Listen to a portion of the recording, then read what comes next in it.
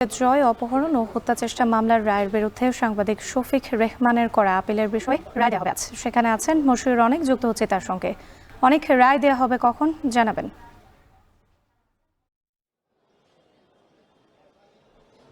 রাত্রি, যেমনটা আপনি বলছিলেন যে আজ সাংবাদিক শফিক রেহমানের যে রায়, সেই রায়ের কিন্তু একটা দিন ধার্য রয়েছে। মূলত এটা রায় নয়, এটাকে বলা যায় যে আপিল শুনানি। সে আপিল শুনানির দিন ধার্য রয়েছে। আপনাকে যদি একটু বিস্তারিত আমি প্রেক্ষাপট বর্ণনা করতে চাই, তাহলে 2023 সালে 17ই আগস্ট সাংবাদিক শফিকুর রহমান সহ আরও 5 জনের বিরুদ্ধে 7 বছরের যে কারাদণ্ড, সেটা কারাদণ্ডে দণ্ডিত করা হয়। এবং তার পেছনের কারণ ছিল সাবেক প্রধানমন্ত্রী শেখ হাসিনার পুত্র সজীব রাহের জয়, তাকে অপহরণ এবং হত্যা চেষ্টার মামলায় কিন্তু তাদেরকে 7 বছরের কারাদণ্ড দেওয়া হয়।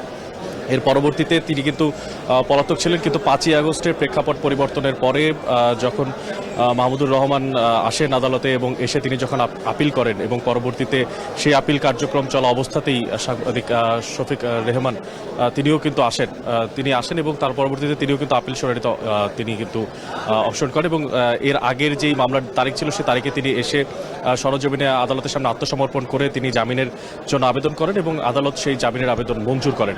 আর একটু যদি জানিয়ে রাখতে চাই, স্বরাষ্ট্র মন্ত্রণালয় থেকে সরাসরিভাবে সাংবাদিক শফিকুর রহমান এবং এই মামলা যারা আরও 5 জন আসামি ছিলেন তাদের যেই সাজা, সেই সাজার জন্য কিন্তু তারা অ্যাপিল করেছিলেন। সেখানেই শফিকুর রহমান কেউ কিন্তু 1 বছরের জন্য সাজা মওকুফ করা হয় এবং তার পরিপ্রেক্ষিতে তিনি কিন্তু আদালতে উপস্থিত থেকে তার যে সমস্ত মামলার পর্যালোচনা এবং মামলার যে কার্যক্রম, সেগুলো সরাসরি তিনি নিজে প্রত্যক্ষভাবে জড়িত থেকে সেই সমস্ত কার্যক্রম করার যে সুযোগ, সেই সুযোগ কিন্তু তিনি পেয়েছিলেন।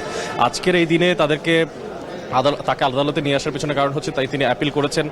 এবং যেমনটা আমরা জানি যে মাহমুদুর রহমান তিনি কিন্তু এই অ্যাপিলের ওপরেই বর্তিয়ে কিন্তু তিনি পরবর্তীতে এখান থেকে বেকসুর খালাস পেয়েছিলেন এই মামলা থেকে। তো আজকের দিনেও আমরা যতটুকু জানি যে তিনি এসেছেন, শফিকুর রহমান এসেছেন এবং তিনিও খালাসের জন্য আজকে প্রার্থনা করবেন।